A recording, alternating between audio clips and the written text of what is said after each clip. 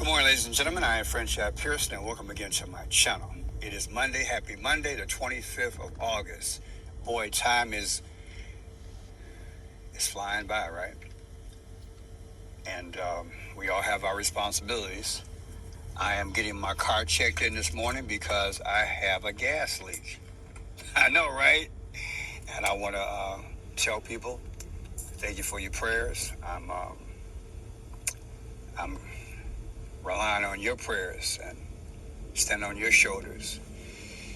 But yeah, God in His mercy and grace allowed me to have a flat tire, straight up.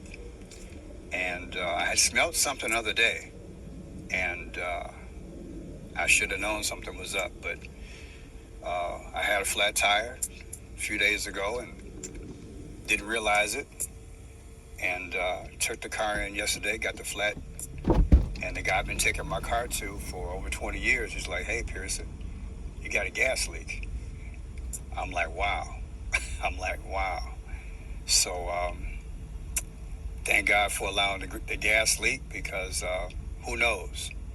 But I'm at the dealer right now, about to take the car in and get it serviced. But people, I've been working off and on a video in relation to journalists, national and international. Also, I've been working on, because some videos take more time than others.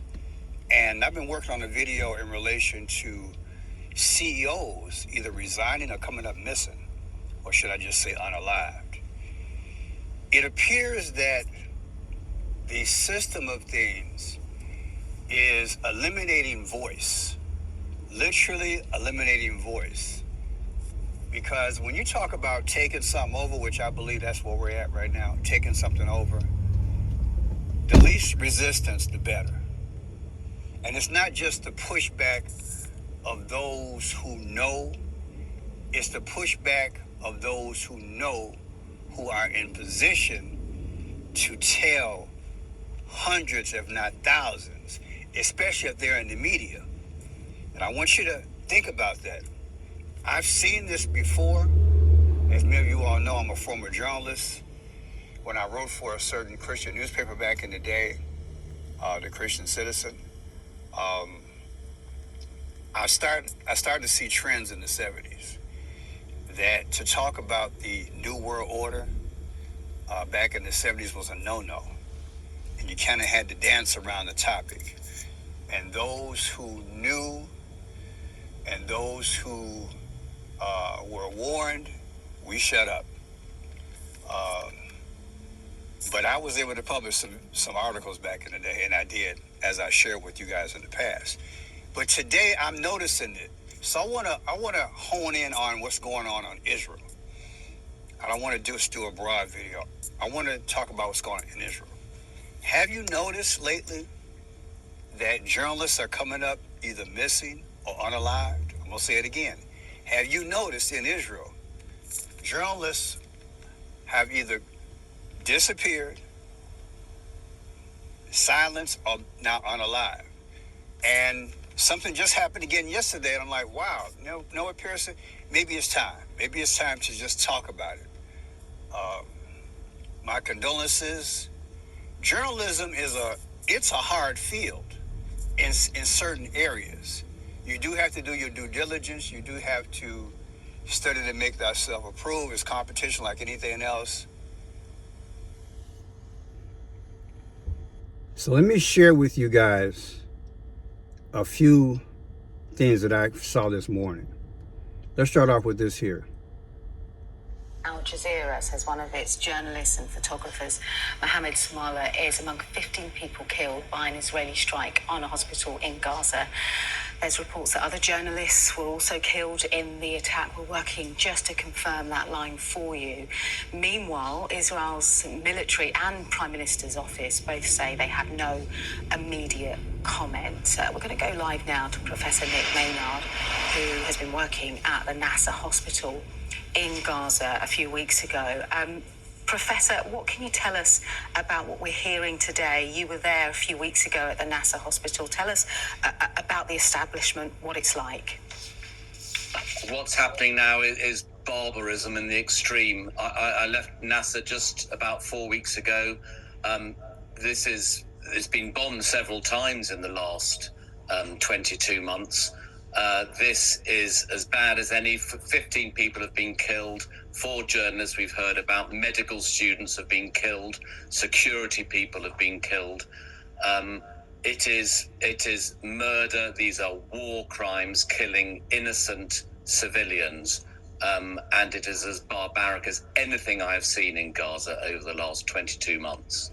Professor, So we've been hearing this off and on, right? And now we have another airstrike. The average person in war, from my research, believes that that hospitals are off limits. I don't know if the journalists were in the hospital. Evidently, they were nearby. 11 people killed, 4 journalists. Is it the speak no evil, hear no evil, see no evil being... Is that what's going on over there? Check this out. The iconic press vest worn by journalists in conflict zones the world over. In Gaza, it's no longer a shield, but often a bullseye. The Israeli investigative media outlet 972 is reporting that a specialized PR unit of the Israeli military has been tasked with identifying Palestinian journalists it can portray as undercover Hamas operatives in order to justify targeting them with deadly strikes. Our colleagues in Gaza that are being attacked and killed by the Israeli army. This is unacceptable. Journalists should do their work, no matter what their opinion are, whatever affiliation they have. That IDF unit is known as the Legitimization Cell. One of its latest targets was reportedly Al Jazeera reporter Anas al-Sharif. Nicknamed the Voice of Gaza, he was one of the last on-air broadcast journalists working in the north of the besieged enclave. On August 10th, he and 4 colleagues were killed in an Israeli airstrike on their media tent outside the Al-Shifa hospital in Gaza City. The IDF acknowledged it had specifically targeted al-Sharif, accusing him of being a commander. This is a delicate subject, and I hope I can post this thing. But here's the deal. Who really knows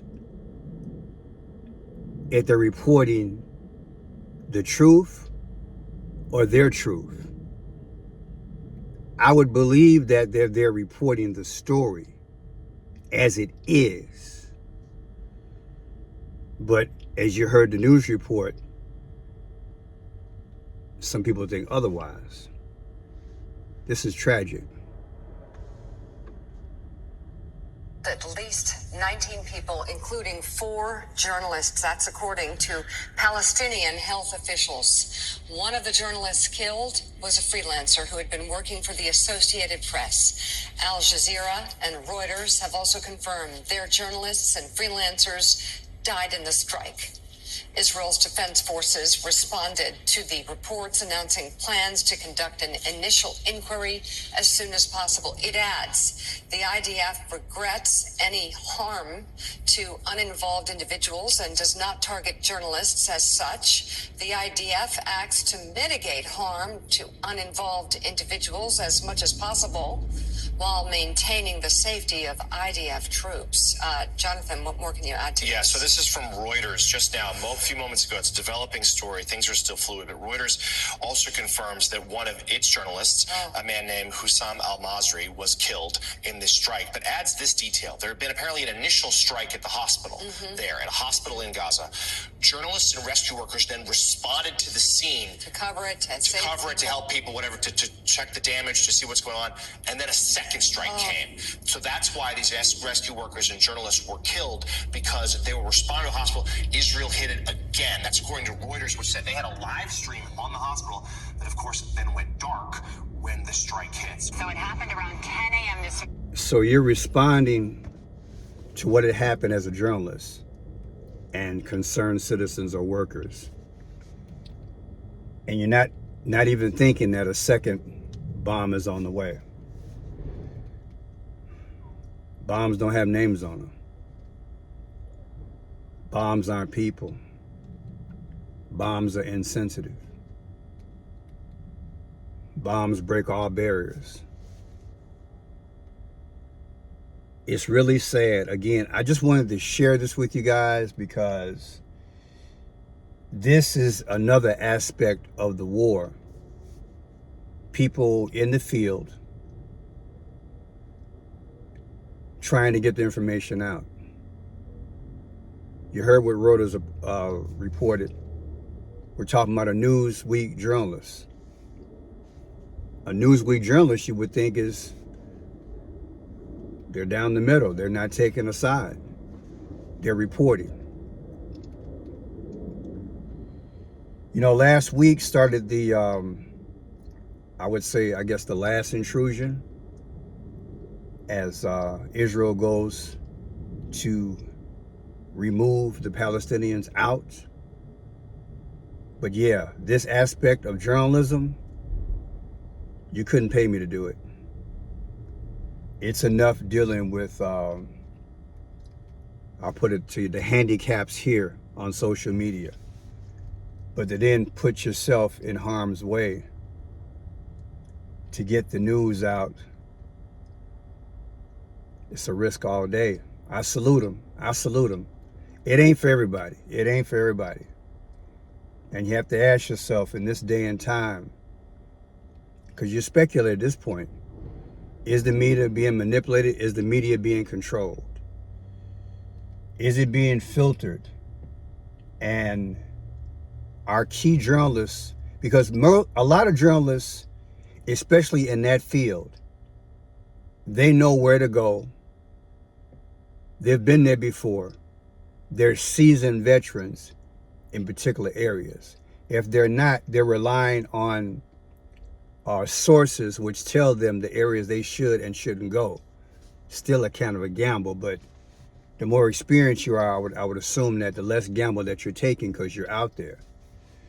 But people, I just wanted to bring it to your attention. I'm assuming they're doing documentaries on this now. It's worth watching. All the men and women who have tried to report, not only in this war, but wars before. I'm sure I watched documentaries back in the day, 30 years ago, about war journalists. I'd never sign up for it. I would never, ever sign up. I wouldn't be able to sleep. You've probably seen it where they reported and they're in bunkers. They're literally standing in 4 feet to 8 foot incisions in the ground, small tunnels, where they have to sleep overnight or camp out or be in that incision area between concrete as the war takes place. They're literally reporting on the war. This is what they do. This is what they do. And I felt compelled a few weeks ago, probably like a month ago, I started seeing more and more. But again, as Israel pursues their quest, in my humble opinion, they've announced it. And as much Trump might say he's keeping his hands clean, he's not. He's not. Israel has a goal. They want that area. Ever since Trump put out that social media video, Trump Gaza, I haven't been the same. Of course, at my age, I had never even anticipated that there would be a video between two heads of state, so to speak, Benjamin Netanyahu and President Trump, in a video, literally sitting back, enjoying themselves in this new aspect, which is the golden age. I guess you call it the golden age. For those who all haven't seen, let me show you. Trump Gaza video. Let's see if I can pull it up. I don't think it's a good representation of America to be seen in this light, but this is Trump. Attention from the traders. So as soon as the commercial's out the way, I'll show it to you again.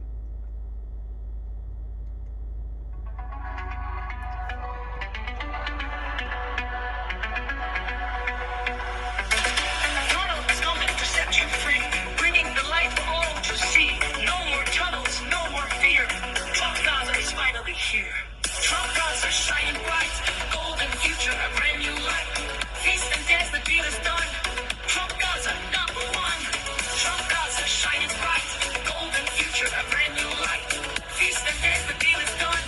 Trump Gaza, number one. We have an opportunity to do something that could be phenomenal. And I don't want to be cute. I don't want to be a wise guy, but the Riviera of the Middle East, this could be something that could be so bad. This could be so magnificent. So you have the president of the free world and the leader of Israel basically in an advertisement of what is to be. The blotch, if you will, are the bombs that fly back and forth, are the thousands of people that have died and wounded, and of course the journalists. Hearts bleeding. Many people who are not in the States, they have relatives over there. And I've gone on record and said it in so many words, but I believe Trump is insensitive, very insensitive. It gives me the impression of a island Jacques Cousteau. He's an adventurous and he wants to conquer. He wants to explore. And this time he's teamed up with Netanyahu.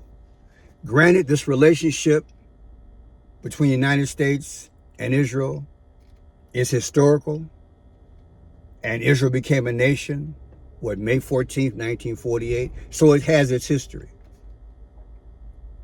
I forgot, my memory fades as to when our relationship started, but in our relationship, we've got to be more and more sensitive on how we are not only perceived. Like I said, this video I just showed you, Gaza, brand new light.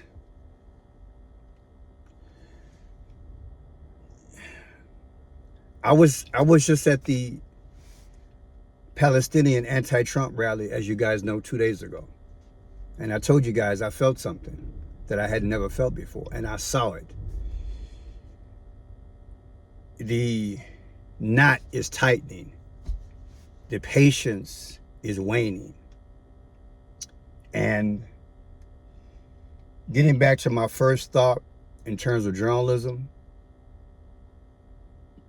if the media is controlled, this is one reason why it's controlled. If you don't let out what's really going on, put it in quotes, if you don't let out what's really going on, then the feelings and the impression and the perception is limited. It's warped. It's manufactured because it's not rational in terms of true perspective, because either it's one-sided or it's not fair and balanced, to coin a phrase. But I think you know what I'm saying. In order to get clarity, if you get clarity, then hypothetically it's just not 25 or 40 or 50% of the people saying no, stop. If you get the clarity through journalists, which aren't going through any hell, then you would have the whole world saying, no, Israel. And shame on you, America. And we then would put more pressure on our politicians, Congress, and everybody. But it appears to me simultaneously what's going on is that journalists are being silent. They're being silent. silenced. They're being silenced in one form or another. You tell me how you feel. My heart bleeds. How long this thing will go on?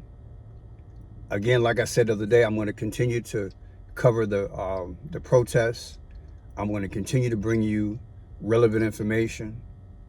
And again, my heart is with people on both sides, because there are people dying who are Israelis, and there are people who are dying who are Palestinians.